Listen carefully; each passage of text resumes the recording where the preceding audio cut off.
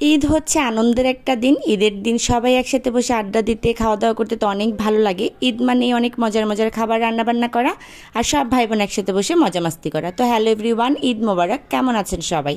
আলহামদুলিল্লাহ আমরা তো ভালো আছি। আজকের ভিডিওটা আমি চাঁদ রাতের দিন রাত থেকে শুরু করছি। চাঁদ রাতের দিন আপনাদের ভাইয়া কিছু বাজার করে নিয়ে এসেছিল, মানে ডেজার্ট আইটেম করার জন্য। তো সব কিছু আমি নামিয়ে নিয়েছি। ঈদ মানেই ঘরে অনেক অনেক কাজ, এত বেশি কাজ করতে হয়, তাই আমি চাঁদ রাত থেকেই অনেক কাজের আয়োজন শুরু করে দিয়েছিলাম। কারণ সব কাজ তো ঈদের দিন করে শেষ করা সম্ভব হবে না, কারণ ঈদে গরু নিয়ে একটা ঝামেলা থাকে, আর কোরবানি ঈদে তো ঝামেলা দ্বিগুণ বেড়ে যায়।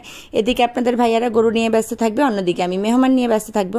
তো আমি চাঁদ রাতের দিন রাতেই কিছু ডেজার্ট বানিয়ে নিচ্ছিলাম। আমি এখানে একটা পুডিং বসিয়েছিলাম, একটা না দুইটা পুডিং বসিয়েছিলাম। তো আমি দেখছিলাম পুডিংটা কেমন হয়েছে। তো মাশাআল্লাহ আমার পুডিংটা এত সুন্দর হয়েছিল। আমি ক্যারামেল পুডিং করেছিলাম। সাধারণত চেষ্টা করি চাঁদ রাতেই আমার সব কাজ কমপ্লিট করে ফেলার জন্য। শুধুমাত্র পোলাও, রোস্ট বা খিচুড়ি এগুলোই আমি ঈদের দিন সকালে রান্না করার চেষ্টা করি। এছাড়া হচ্ছে যত প্রকার শ্যামাই আছে সব কিছুই আমি রাতে করার চেষ্টা করি। শুধুমাত্র যেটা আমি লাচ্চা শ্যামাই করি সেটা দুধটা জাল দিয়ে রেখে দিই, পরের দিন সকালে দুধ শ্যামাইটা আমি ভিজাই। আর এখানে আমি নবাবী শ্যামাই করার জন্য শ্যামাইগুলোকে একদম ভেজে নিয়েছিলাম, দুধ, চিনি, বাদাম, ড্রাই ফ্রুট সব কিছু দিয়ে। আমার হাতের নবাবী শ্যামাই আর পাস্তা কিন্তু আমাদের বাসার সবাই অনেক অনেক বেশি পছন্দ করে। তো আমি চেষ্টা করি এই দুইটা আইটেম আমার ঈদের দিন রাখার জন্য। তো আমি আস্তে আস্তে করে সব কিছু ডেজার্টই রেডি করে ফেলেছি। যেহেতু রাতের প্রায় 2-3টা বেজে গিয়েছে, তো আমি চিন্তা করেছি সব শেষ করে তারপরে ঘুমাবো। আর এই তো ঘুম থেকে উঠে পাস্তা সিদ্ধ করে ফেলেছি, দেন আমি পাস্তা রান্না করতে নিয়ে নিয়েছি। ঈদে কিন্তু আমার বাসার সব কাজ আমাকে একা একাই করতে হয়, কারণ আমার বাসায় কাজ করার মতো আমার সাথে আর কেউ নেই।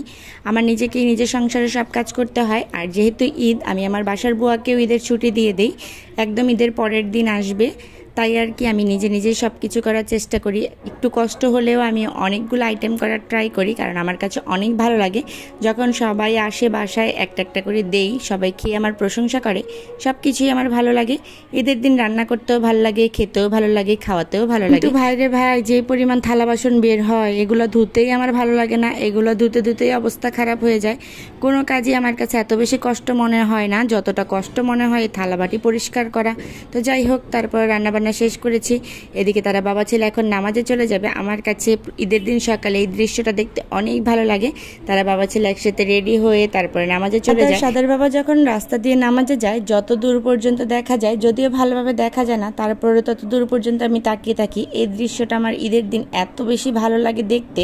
প্রতি শুক্রবার ঈদের দিন ওরা বাপ ছেলে এইভাবেই নামাজে যায়। আর এই তো নামাজ থেকে আসার পরে আস্তে আস্তে আমার ভাই বোনেরা সবাই চলে আসতেছে বাসায়। আর আমি এখানে সব কিছু রেডি করে রেখেছি। ওরা আসার পরে একে একে সবাই মিলে খাওয়া দাওয়া করবে, মানে আমরা সকালে নাস্তা করবো। তো আমার কাছে অনেক অনেক ভালো লাগে যখন ঈদের দিন সকালে সবাই আসে, বিকেলে সবাই আসে। তো আমি অনেক বেশি এনজয় করি। যাই হোক, কামলা দিতে দিতে আমার ঈদটা তো ভালোই গেল। তো আপনাদের ঈদ কেমন গেল, কে কোথায় ঈদ করলেন, অবশ্যই একটা কমেন্টস করে জানাতে ভুলবেন না। তো আজকের ভিডিও এখানে শেষ করছি। ভিডিওটি ভালো লেগে থাকলে অবশ্যই একটা লাইক, ফলো, শেয়ার করবেন। ঈদ মোবারক, আল্লাহ হাফেজ।